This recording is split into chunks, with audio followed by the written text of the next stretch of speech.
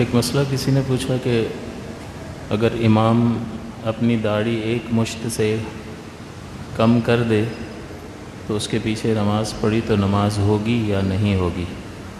تو دیکھیں، ایک مشت داڑھی رکھنا ہمارے نزدیک واجب ہے، اور اس سے کم کرنا یہ فسق ہے، اور اعلانیہ ظاہر ہے جب داڑھی کٹوائے گا تو سب کو پتہ تو چلے گا، تو یہ اعلانیہ فسق کہلاتا ہے، یعنی اعلانیہ طور پر گناہ کرنا، واجب کو ترک کرنا۔ اور جو اعلانیہ فسق کرتا ہے اسے فاسق معلن کہتے ہیں، کہ اعلانیہ فسق کرنے والا، معلن یعنی اعلان کرنے والا۔ اور ایسے شخص کے پیچھے نماز پڑھی تو نماز مکروہ تحریمی واجب الاعادہ ہوگی، نماز ہو جائے گی، لیکن اسے پھر زندگی میں کبھی بھی موقع ہو تو لوٹانا پڑے گا، اور جان بوجھ کر ایسے شخص کے پیچھے نماز پڑھنا گناہ ہے۔ ورنہ تو لوگ پڑھتے رہیں اور لوگ داڑیاں کم کرواتے رہیں، اگر اس طرح سے لوگ پڑھتے ہی رہیں گے تو پھر وہ کہاں باز آئے گا؟ لہٰذا مکروہ تحریمی ہے اور جان بوجھ کے پڑھنا گناہ ہے، تو نہیں پڑھ سکتے۔ لیکن نماز ہوگی یا نہیں ہوگی؟ قضا تو نہیں ہو جائے گی، قضا نہیں ہوگی، قضا نہیں ہوگی، ادا ہو جائے گی، مکروہ تحریمی واجب الاعادہ ہوگی۔ آپ کو پچھلے درس میں نجاست کی اقسام سے متعلق بتایا تھا کہ نجاست غلیظہ کون کون سی نجاستیں ہیں جو انسان اور جانور کے جسم سے نکلنے والی چیزیں ہیں، اس کی ساری تفصیل آپ کو بتائی تھی، اور اس کے علاوہ جو نجاستیں غلیظہ ہوتی ہیں ان کا حکم بھی بتایا تھا۔ اب مزید یہ کہ یہ نجاستیں اگر پانی میں مل جائیں تو پھر کیا حکم ہوگا؟ تو اس اعتبار سے دیکھا جائے گا کہ پانی کون سا ہے۔ اب پانی کون سا ہے کا کیا مطلب؟ پانی تو پانی ہی ہوتا ہے، لیکن پانی کی بھی تقسیم ہے۔ تو اگر نجاست جو ہے حقیقیہ،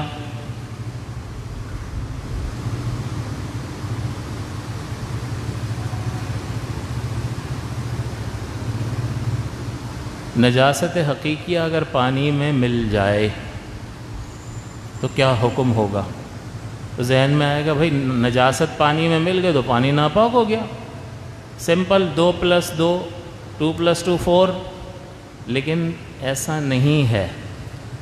پہلے ہمیں سمجھنا ہوگا کہ پانی کی کچھ قسمیں ہیں، بعض قسمیں ایسی ہیں کہ نجاست کا ایک قطرہ بھی گرے گا ناپاک ہو جائے گا، یہ تو ہمارے ذہن میں فوراً جواب آ جاتا ہے۔ لیکن بعض پانی ایسے ہیں کہ نجاست گرتے ہی ناپاک نہیں ہوگا، تو لہٰذا پانی جو ہے اس کے بارے میں دیکھنا ہوگا کہ وہ پانی کون سا ہے۔ ایک پانی ہوتا ہے جاری، جاری پانی وہ ہوتا ہے کہ جس میں تنکا ڈالیں تو وہ اسے بہا کر لے جائے، اس کا فلو اتنا ہوتا ہے کہ آپ اس میں تنکا ڈالو تو وہ بہاؤ اس تنکے کو لے جائے اپنے ساتھ، تو ایسے پانی کو جاری پانی کہا جاتا ہے۔ دوسرا پانی ہوتا ہے ٹھہرا ہوا، یا یوں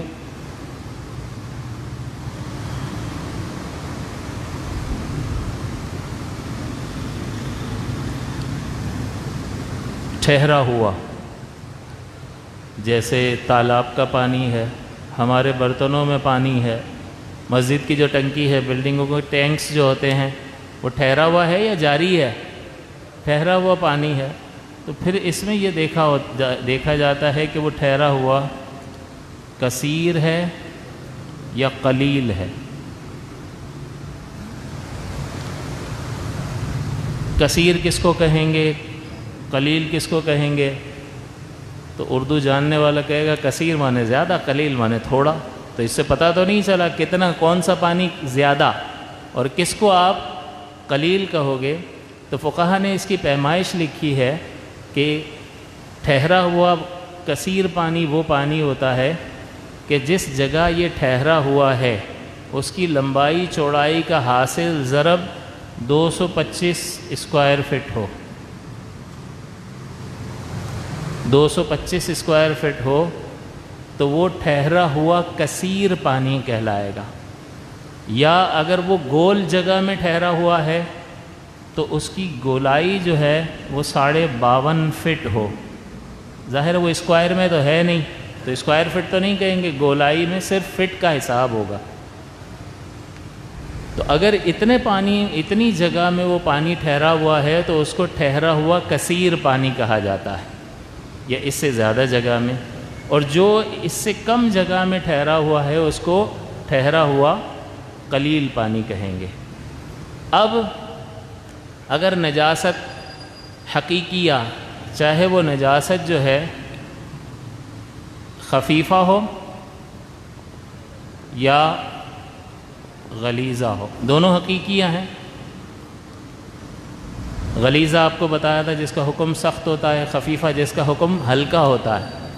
لیکن پانی میں جب ملیں گی، آپ کے بدن پر لگے گی تو حکم الگ ہوگا، کپڑوں پہ لگے گی حکم الگ ہوگا، کہ خفیفہ کا حکم ہلکا ہوگا، غلیظہ کا حکم سخت ہوگا. لیکن پانی میں اگر یہ نجاست ملے گی تو پھر ہلکا وغیرہ کچھ بھی نہیں، دونوں کا حکم ایک ہی ہوگا. کیونکہ جب ظاہر ہے کہ پرندے کی بیٹ اگر پانی میں مل جائے تو سارے پانی میں پھیل گئی نا، یہاں بیٹ لگی تو یہیں رکی رہی، لیکن پانی میں گری تو سرایت کر گئی. تو کپڑے اور بدن پر بیٹ کا، نجاست خفیفہ کا یا حلال جانور کے پیشاب کا لگنا اور ہے کہ وہ زیادہ جگہ پہ لگے گی تو شریعت کہے گی کہ پاک کرو. لیکن پانی میں اگر بکری کا پیشاب گر گیا تو پورے پانی میں پھیلے گا یا نہیں؟ پورے پانی میں پھیل جائے گا. تو یہاں پر نجاست خفیفہ جس کا حکم آپ کو بتایا تھا ہلکا ہوتا ہے، یہ اس وقت ہے کہ نجاست خفیفہ کپڑوں پر یا بدن پر لگی ہو تو بہت زیادہ لگے، یعنی جس جگہ پر لگی ہو اس کے چوتھائی کو گھیر لے تو شریعت کہے گی اب پاک کرو، بہت زیادہ ہو گیا. لیکن پانی میں ملنے کے اعتبار سے یہ غلیظہ اور خفیفہ میں کوئی بھی فرق نہیں ہے. اب آپ دیکھیں کہ ٹھہرے ہوئے قلیل پانی میں نجاست مل گئی، چاہے وہ خفیفہ ہو، یعنی خفیفہ کون سی ہیں؟ دو نجاستیں، حلال جانور کا پیشاب اور اونچا اڑنے والے پرندوں کی بیٹ، چاہے وہ گر گئی پانی میں، یا غلیظہ نجاست کا پورا سبق جو ہے چیپٹر پچھلے اتوار کو آپ کو سمجھایا تھا، اتنی ساری نجاستیں وہ پانی میں مل گئی. تو اگر وہ ٹھہرا ہوا قلیل پانی ہو تو نجاست ملتے ہی پانی ناپاک ہو جائے گا. تو اس کا حکم کیا ہوگا کہ نجاست ملتے ہی ناپاک.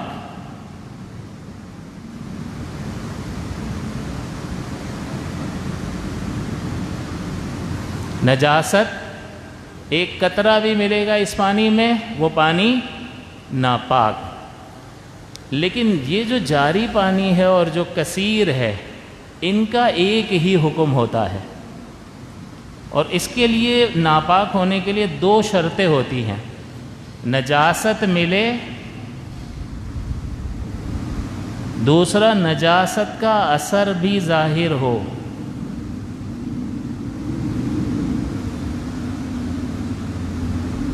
اور نجاست کا اثر جو ہے، نجاست کا رنگ یا نجاست کی بو یا نجاست کا ذائقہ. تو اب یہاں پر پانی ٹھہرے ہوئے قلیل پانی میں نجاست گرتے ہی ایک قطرہ بھی گرا تو وہ آپ نے حکم دے دیا ناپاک. اب اس کو کسی بھی استعمال میں نہیں لے سکتے، یہ جس کو بھی لگے گا اور ناپاک کرے گا. لیکن اگر یہ نجاست جاری پانی میں یا ٹھہرے ہوئے کثیر پانی میں گری ہے، جس کو دہ دردے بھی کہتے ہیں، بارِ شریعت دیکھیں گے تو آپ کو یہ لفظ ملے گا دہ دردے. تو یہ جاری اور ٹھہرا ہوا کثیر پانی، اس میں نجاست ملتے ہی ناپاک نہیں ہوگا، بلکہ نجاست کا اثر ظاہر ہوگا تو ناپاک ورنہ پاک. لہٰذا ایک اتنا بڑا تالاب ہے جو 10 بائی 10 سے زیادہ ہے، 225 اسکوائر فٹ یا اس سے بڑا ہے، اس میں خون کا ایک قطرہ گر گیا، کیا حکم ہوگا؟ ناپاک نہیں ہوگا. ایک قطرہ اس میں ملا، نجاست تو ملی لیکن وہ نظر آئے گا، پانی کی رنگت کو بدلے گا، کوئی تبدیلی آئے گی؟ نتھنگ، کچھ بھی نہیں ہوگا. لہٰذا پیشاب کا ایک قطرہ اس میں گر گیا نہر میں کسی نے پیشاب کر دیا، کیا حکم ہوگا؟ آپ کہو گے جاری پانی ہے، نجاست تو ملی ہے لیکن نجاست کا اثر ظاہر نہیں ہوا، لہٰذا یہ پاک ہے۔ لیکن بالٹی میں، چھت پہ جو ٹینک ہے وہ 225 اسکوائر فٹ سے چھوٹا ہے، انڈر گراؤنڈ ٹینک ہے، پہلے اس میں پانی بھرتا ہے پھر اوپر چڑھاتے ہیں ہم، وہ جو ٹینک ہے وہ اس سے چھوٹا ہے تو وہ ٹھہرا ہوا قلیل پانی ہے، اس میں نجاست کا ایک قطرہ، خون کا ایک قطرہ گر گیا، کیا ہوگا؟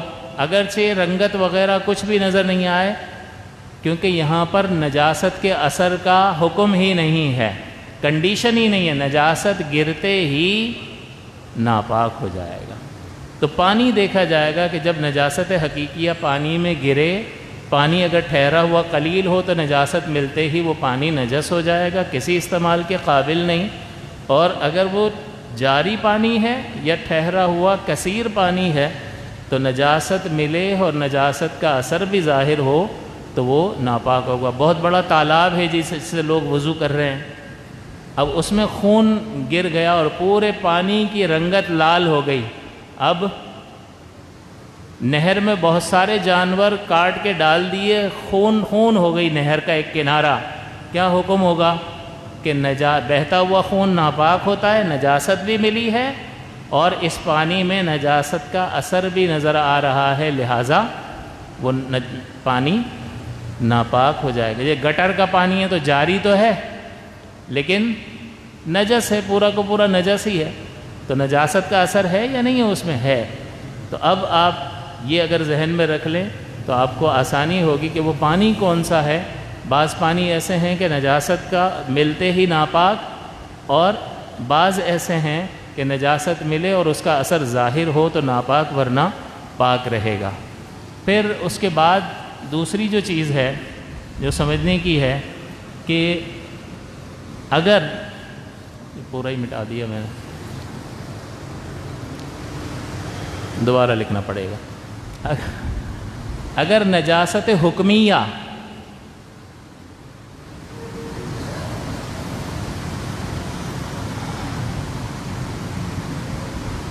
نجاست حکمیہ پانی میں مل جائے تو کیا ہوگا؟ تو اس میں بھی پانی کو دیکھیں، پانی اگر جاری ہے یا ٹھہرا ہوا ہے، جاری ہے تو کثیر ہے یا قلیل ہے۔ نجاست حکمیہ یعنی کسی نے بے وضو، کسی کا وضو ٹوٹا اور اس نے بے وضو ٹھہرے ہوئے قلیل پانی میں ہاتھ ڈال دیا، تو نجاست اس میں حکمیہ نجاست ملے گی یا نہیں ملے گی؟ ہاں ملے گی، جتنا ہاتھ جائے گا اس سے نجاست اتر کر پانی میں مل جائے گی، کیونکہ اللہ تعالیٰ نے پانی کو پاک کرنے والا بنایا ہے، نیت کرو نہ کرو پانی اپنا کام کرے گا، تو وہ نجاست اتر کر پانی میں مل گئی تو نجاست تو ملی پانی میں، لہٰذا یہ قلیل پانی جو ہے اس کو کہا جائے گا مستعمل، اور مستعمل پانی وضو اور غسل کے قابل نہیں ہوتا، یہ پاک تو ہے لیکن پاک کرنے والا نہیں ہے، اس سے وضو غسل نہیں ہو سکتا، آپ دوسرے کام اس سے کر سکتے ہیں، کیونکہ میں کہہ رہا ہوں پاک ہے لیکن مطہر نہیں ہے، پاک کرنے کی صلاحیت نہیں ہے۔ لیکن اگر یہ نجاست حکمیہ، کسی پر غسل واجب ہے، کسی کا وضو ٹوٹ گیا اور اس نے ہاتھ منہ نہیں دھوئے، ابھی اعضائے وضو نہیں دھوئے اور جاری پانی میں چھلانگ لگا دیا، ٹھہرے ہوئے کثیر پانی میں اس نے تالاب میں کود گیا، تو بتائیے اس کے جسم سے نجاست حکمیہ پانی میں ملے گی یا نہیں ملے گی؟ ملے گی، لیکن یہاں پر کیا دو شرطیں ہیں کہ نجاست بھی ملے اور اس کا اثر بھی ظاہر ہو، لیکن یہ نجاست تو خود نظر ہی نہیں آتی تو اثر کہاں سے نظر آئے گا؟ تو اس کا مطلب یہ ہوا کہ جاری پانی اور ٹھہرا ہوا کثیر پانی کبھی بھی مستعمل نہیں ہو سکتا۔ جاری پانی اور ٹھہرا ہوا کثیر پانی، اس میں کیسے بھی ہاتھ ڈال دو، کبھی بھی یوں نہیں کہیں گے کہ چونکہ بے دھلا ہاتھ ڈال دیا، کیونکہ کسی شخص پر غسل واجب تھا اس نے اس میں ہاتھ ڈال دیا بے دھلا، یا خود اس میں کود گیا لہٰذا یہ مستعمل ہو گیا، یعنی وضو اور غسل کے قابل نہیں رہا، ایسا نہیں ہے۔ تو یہ پانی جو ہے جاری اور ٹھہرا ہوا کثیر، یہ کبھی مستعمل نہیں ہوتے، کبھی بھی مستعمل نہیں ہوں گے۔ سمندر کا پانی ہے، اس میں بے دھلا ہاتھ ڈال دیا تو کیا پورا سمندر مستعمل ہو جائے گا کیا؟ دریا میں بے دھلا ہاتھ ڈال دیا، وضو ٹوٹا اور ہاتھ نہیں دھویا تو اور ہاتھ ڈال دیا تو کیا پورا دریا مستعمل ہو جائے گا؟ نہیں ہوگا، کیونکہ یہ پانی جو ہے یہ نجاست اثر رکھتی ہی نہیں ہے۔ اور اس میں حکم کب آتا ہے؟ اس میں کب حکم آتا ہے؟ جب نجاست ملے اور نجاست کا اثر بھی ظاہر ہو، تو اس کا کوئی اثر ہی نہیں ہوتا۔ جب اثر ہی نہیں ہے تو ظاہر کہاں سے ہوگا؟ جب ظاہر نہیں ہوگا تو کبھی بھی یہ پانی مستعمل نہیں ہو سکتا، یعنی ہمیشہ وضو اور غسل کے قابل رہے گا نجاست حکمی گرنے کی صورت میں۔ اور نجاست حقیقیہ ملے گی تو نجاست ملے اور اس کا اثر ظاہر ہو تو ظاہر ہے پھر تو ناپاک ہو جائے گا، پھر تو اس کو کسی بھی کام میں نہیں لے سکتے، تاوقت یہ کہ اس کو پاک کر لیں۔ لیکن اگر نجاست حقیقیہ پانی میں ملے، اس پانی میں، اور اثر ظاہر نہ ہو تو وہ پاک ہی رہے گا۔ چنانچہ نہر میں کسی نے پیشاب کر دیا، گائے بکری جانور نے پیشاب کر دیا، کیا حکم ہوگا؟ آپ کہو گے ہاں نجاست تو ملی ہے، لیکن اتنے بڑے دریا کو اتنا پیشاب کیا کر رہا ہے؟ نہ کوئی اس کی بو محسوس ہوگی، نہ اس کی رنگت محسوس ہوگی، نہ مزے میں پانی کی کوئی تبدیلی، ذائقے میں تبدیلی آئے گی، لہٰذا چونکہ نجاست کا اثر ظاہر نہیں ہوا، لہٰذا یہ جاری اور ٹھہرا ہوا کثیر پانی پاک ہی رہے گا۔ پھر اس کے بعد آپ کپڑوں کو جب پاک کریں گے نجاست لگنے کے بعد، تو مجھے کب یہ یقین ہو جائے کہ میرا کپڑا پاک ہو گیا ہے؟ تو اب اس میں حکم یہ ہوتا ہے کہ پہلے یہ دیکھیں کہ کپڑا کس کس طریقے سے چیزیں پاک ہو سکتی ہیں۔ تو آپ کے ذہن میں ایک ہی تصور آئے گا، دھونے سے۔ یہی ہماری سوئی اٹکی ہوئی ہوتی ہے، وہ سب کو پتہ ہے کہ دھوئیں گے تو پاک ہو جائے گا، بدیہی بات ہے، آسان سی بات ہے، لیکن دھونے سے پاک ہوتا ہے، خشک ہونے سے بھی پاک ہوتا ہے۔ یہ زمینیں جو ہیں، فرش، یہ خشک ہو جائے سورج کی تپش کی وجہ سے یا ویسے ہی، اور نجاست کا اثر ختم ہو جائے تو یہ پاک ہے۔ اب یہ کتنے گٹر کے پانی نکلے ہوئے ہوتے ہیں، اب میں آپ سے پوچھوں کہ بتاؤ یہ زمین پاک ہے ناپاک ہے، تو آپ دیکھو گے کہ بھئی گٹر کا پانی تو آیا تھا لیکن اب بالکل خشک ہو گئے اور نجاست کا اثر بھی ختم ہو گیا، دھویا کسی نے بھی نہیں ہے، پاک ہے۔ تو لہٰذا کسی شخص نے جوتے اتار کر اس پہ کھڑے ہو کے نماز پڑھ لی تو نماز جنازہ اس کی ہو جائے گی یا نہیں ہوگی؟ نماز ہو جائے گی، کیونکہ جہاں پر کھڑا ہوا ہے اس جگہ کا پاک ہونا بھی ضروری ہے۔ تو زمین اور اس سے متصل چیزیں جس کو جدا نہیں کیا جا سکتا ہے وہ خشک ہو کر پاک ہو جائیں گی۔ لہٰذا زمین میں گھاس اگی ہوئی ہے، اس پر پیشاب کر دیا تو کیا گھاس کو دھوئیں گے؟ اتنی خشک ہو کر اس کا اثر ختم ہو جائے تو پاک ہو جائے۔ لیکن کٹا ہوا اناج رکھا ہے اور اس پہ کسی نے پیشاب کر دیا تو اب یہ متصل نہیں ہے، لہٰذا خشک ہو کر پاک۔ تو بعض چیزیں جیسے زمین اور اس سے متصل چیزیں خشک ہو کر بھی پاک ہو جاتی ہیں، بعض جو ہے صاف کرنے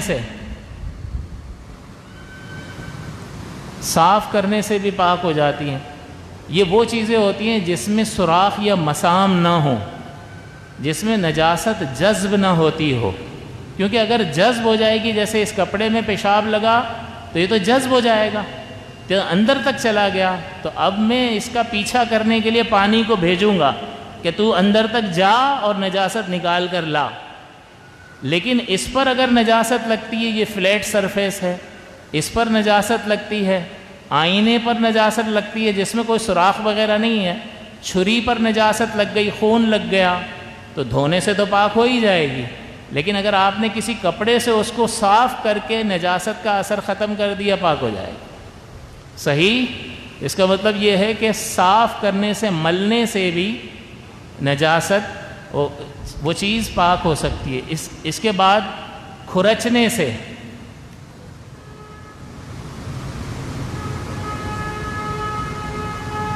سے بھی بعض نجاستیں پاک ہو جاتی ہے۔ مادہ منویہ جو ہے منی، وہ خشک ہو کر اپنی ایک جلد بنا لیتی ہے، تو اس کو اگر کپڑے کو اچھی طرح سے رگڑ کر اس کے اثر کو بالکل ختم کر دیا جائے تو وہ کپڑا پاک ہو جائے گا کہ آپ نے کھرچ کر اس کے اثر کو بالکل ختم کر دیا۔ اور آپ کے لیے حیرت انگیز چیز کہ امام شافعی کے نزدیک یہ منی جو ہے وہ پاک ہے، ہمارے نزدیک نجاست غلیظہ ہے، اور امام شافعی کے نزدیک تو بہرحال کھرچنے سے بھی بعض چیزیں پاک ہو جائیں گی۔ تو ایک تصور ہمیں بعض حاصل ہو جائے کہ چیزیں دھونے سے بھی، بعض چیزیں خشک ہونے سے، بعض چیزوں کو سرفیس ان کا فلیٹ ہے وہ جذب نہیں ہو رہی ہیں، تو اس کو آپ ظاہری طور پر کسی کپڑے سے صاف کر دیں اور نجاست کا اثر یعنی اس کی رنگت، اس کی بو وغیرہ ختم ہو جائے، اثر ختم ہو گیا، وہ پاک متصور ہوں گی۔ اور کھرچنے سے بھی جو گاڑی نجاست ہے جیسے منی،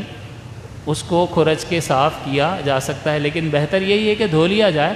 لیکن اگر آپ کے پاس دھونے کے لیے پانی نہیں اور آپ نے کھرچ کر صاف کر لیا اور اتنا ہی پانی تھا کہ وضو کرتے یا پانی ہی نہیں تھا تو کیا کریں گے؟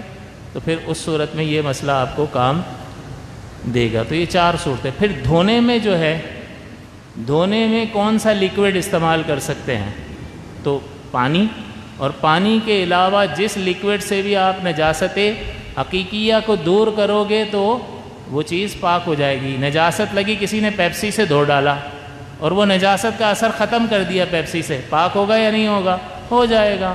پیپسی سے وضو نہیں کر سکتے ہیں کیونکہ اللہ تعالیٰ نے فرمایا اگر پانی نہ پاؤ تو تیمم کرو۔ تو اس کا مطلب نجاست حکمیہ یعنی وضو اور غسل کے لیے تو اللہ نے فرمایا پانی، اور پانی نہ ملے تو پاک مٹی۔ لیکن باقی نجاستیں جو آپ دیکھ رہے ہیں، جو آپ کو نظر آ رہی ہیں، ان میں پاکی کا حکم کب ہوگا کہ وہ ہٹ جائیں؟ تو وہ کسی بھی چیز سے ہٹا دو بھائی، وہ کسی بھی چیز سے ہٹ سکتی ہیں۔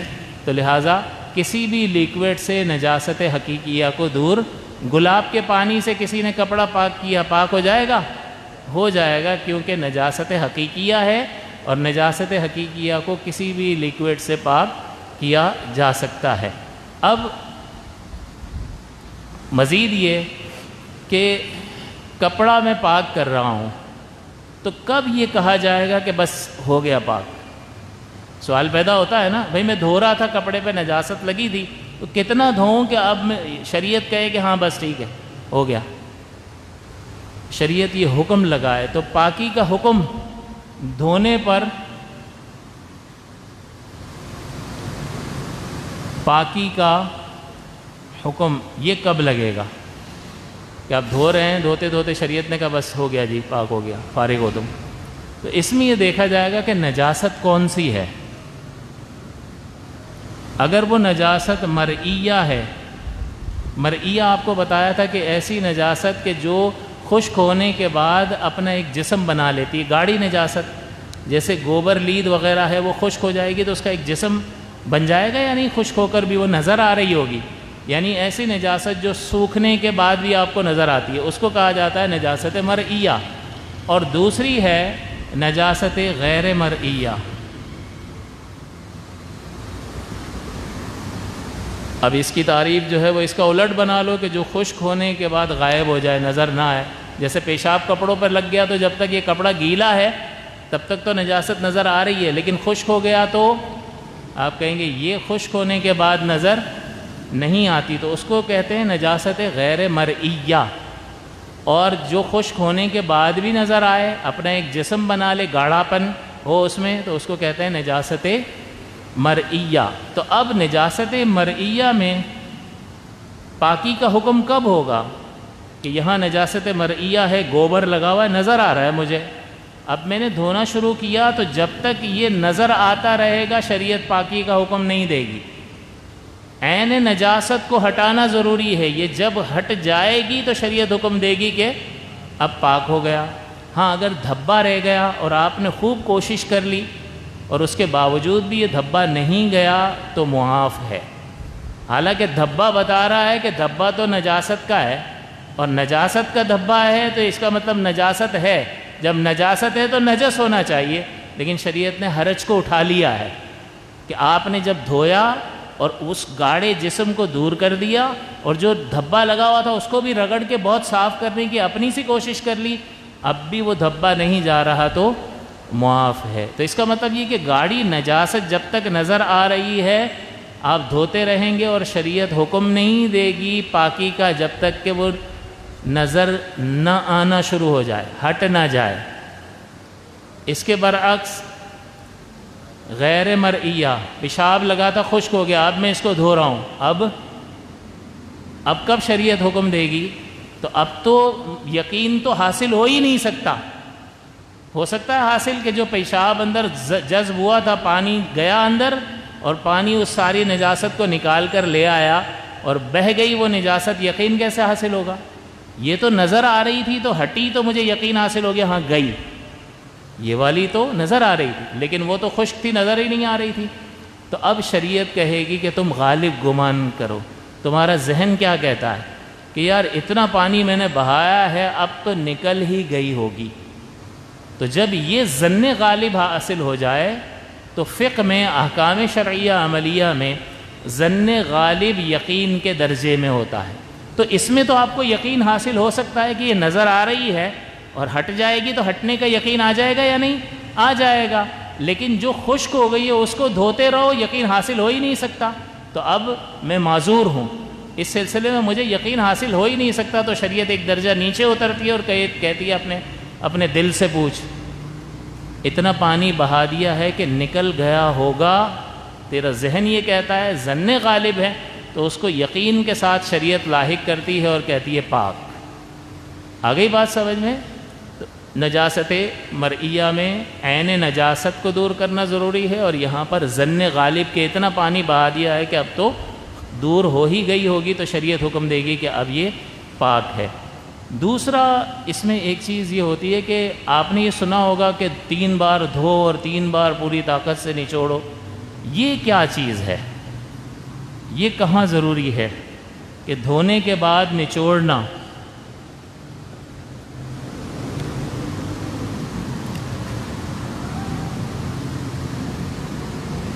ہو گئے 20 منٹ ہو گئے، بس یہ آخری کر لیتے ہیں۔ دھونے کے بعد نچوڑنا ضروری ہے یا نہیں ہے؟ آپ کی طبیعتوں کو بھی دیکھنا پڑتا ہے نا، ورنہ میں تو 2 گھنٹے تک لگا رہوں گا، عشاء کے بعد بھی جاری رکھوں۔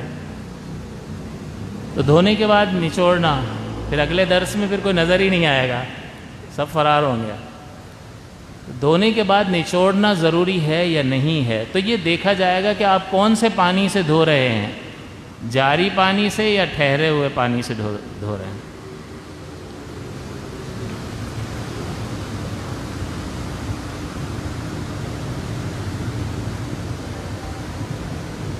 یہ کچھ کرنے کی ضرورت نہیں ہے، بس آپ نے نلکے کے نیچے رکھا، صاف کر رہے ہیں، عین نجاست ختم ہو گئی، پاک۔ پیشاب تھا، نلکے کے نیچے رکھا، اتنا پانی بہا دیا کہ اب یقین حاصل ہو گیا کہ یار اتنا پانی بہا، اب تو چلی گئی ہوگی، پاک۔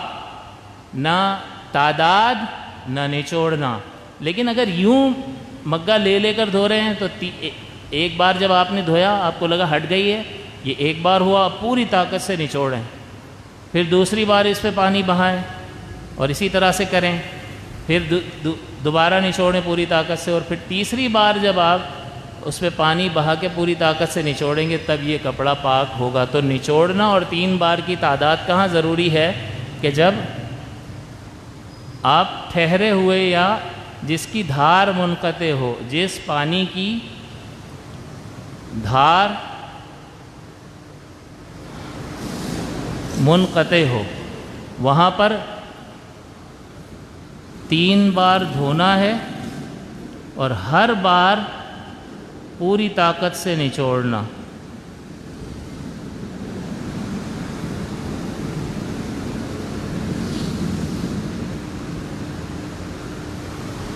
تو اب امید ہے کہ یہ بات آپ کو بالکل واضح ہو چکی ہوگی کہ یہاں اگر نجاست نظر آ رہی ہے تو جب تک نظر آ رہی ہے پاکی کا حکم نہیں ہے، لیکن جو خشک ہو کر غائب ہو جاتی ہے تو آپ کے ظن غالب کا اعتبار ہوگا، آپ کو لگے کہ اتنا پانی بہا دیا کہ یہ ختم ہو چکی ہوگی تو پاکی کا حکم۔ نچوڑنا اور 3 بار کی تعداد، اگر جاری پانی میں ہے تو نہ 3 بار دھونا ہے نہ نچوڑنے کا مسئلہ ہے، لیکن اگر دھار ٹوٹتی ہے جس پانی سے آپ پاک کر رہے ہیں تو اس میں 3 بار دھونا پڑے گا اور ہر بار دھو کر پوری طاقت سے اسے نچوڑنا لازم اور ضروری ہے۔ اللہ تعالی ہمیں ان مسائل کو یاد رکھنے کی اور اس کے مطابق اپنی عبادات کرنے کی توفیق عطا فرمائے۔ بہت ساری ایسی چیزیں ہوں گی جو آج آپ کو پتہ چلی ہوں گی۔ اس کا مطلب یہ ہوا، یعنی یہ بات واضح ہو گئی کہ علماء کے پاس بیٹھ کر ہی آپ صحیح طریقے سے دین سیکھ سکتے ہیں، مسائل کو جان سکتے ہیں اور اپنی عبادات کو درست طریقے سے کر سکتے ہیں۔ ہم کیا کر رہے تھے؟ ان صاحب کو دیکھا کچھ سیکھ لیا، ان کو دیکھا کچھ سیکھ لیا، ان کو دیکھا کچھ سیکھ لیا، کاپی پیسٹ کر رہے ہیں۔ تو اگر وہ صحیح کر رہے ہیں تو صحیح سیکھا، وہ کوئی غلطی کر رہے ہیں تو اسی غلطی کو اڈاپٹ کر لیا۔ یہی وجہ ہے کہ نماز میں بھی آپ کو الگ الگ طریقے سے لوگ وضو بھی الگ الگ طریقے سے کرتے ہوئے دکھائی دیں گے، اور عجیب و غریب قسم کے معاملات ہم کو دیکھنے کے لیے ملتے ہیں۔ سبب یہی ہے کہ ایک نظم